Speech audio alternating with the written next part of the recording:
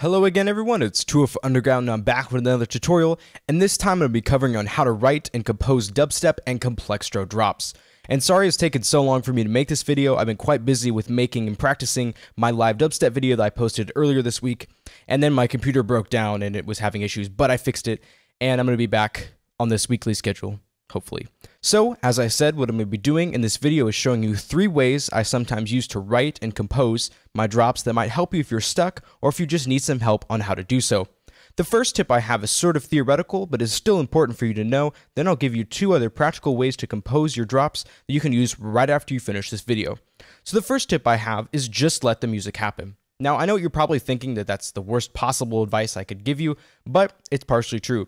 And that's the way I felt when many people told me and gave me this piece of advice, but you first need to understand that music is art, and whenever I tried to force a song into existence, or just tried to force myself into a box in the way I thought my song was supposed to sound, I would just hit a wall and get frustrated.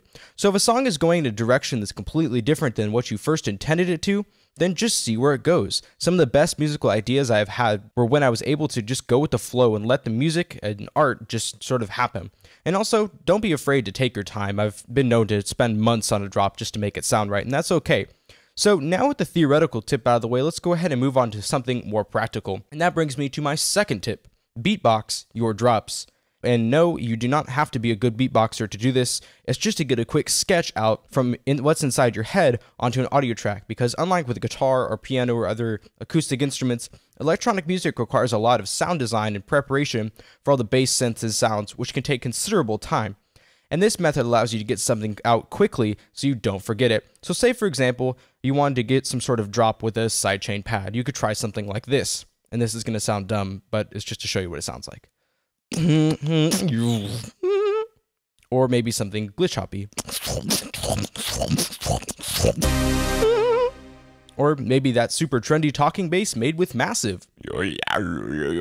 Then, once you have an idea in your head that you're relatively happy with, you can go ahead and record it with the mic in your laptop, iPhone, tape recorder, so that you have something to work with. And you can even take things a step further and drop the audio file into your digital audio workstation so you can take it a little bit further. The third and final tip I have for you is to choose a scale and then compose an entire melody with a lead or just some sort of simple synth, and then add in all the synth sounds you want. I found that this method works really well when trying to make complextro. So what you want to do for this method is first choose a scale. Let's say, for example, B sharp.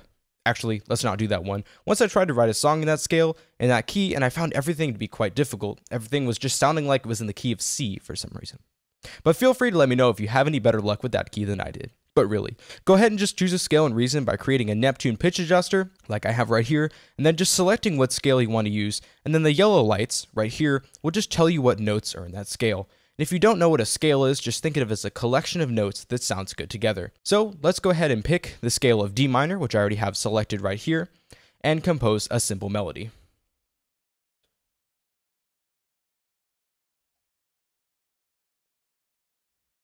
So I'm going to go ahead and pick G as the note that I'm going to be using.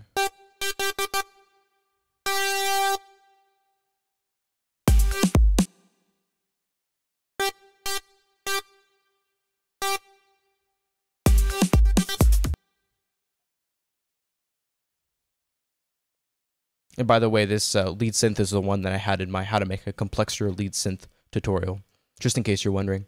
And now I'm going to go ahead and pick another note in that same scale. Let's try A sharp and see how that one sounds.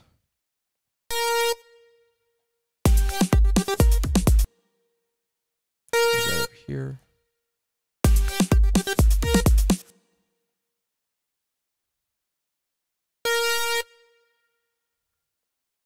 No, maybe try a high D.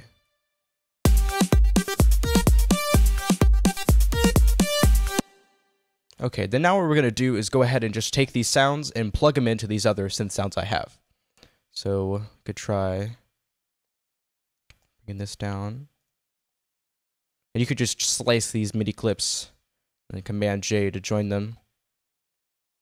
Let's go and drop this a couple octaves.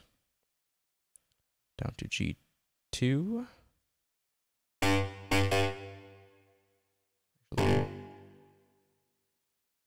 Let's do G1.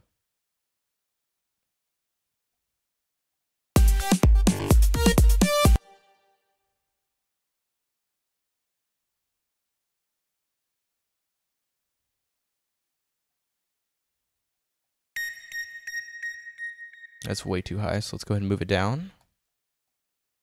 A#3 should do it. Or A#2. That'll work. All right, so let's go ahead and see how this sounds.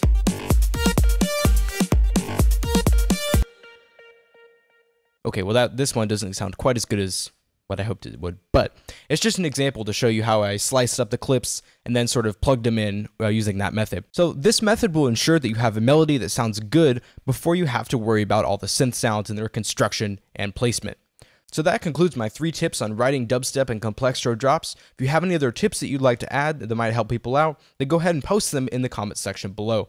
Or if you have any questions, feel free to let me know in the comments too. And as always, subscribe if you like the video to keep up to date with future videos. Thanks again, guys, and Tour for Underground out.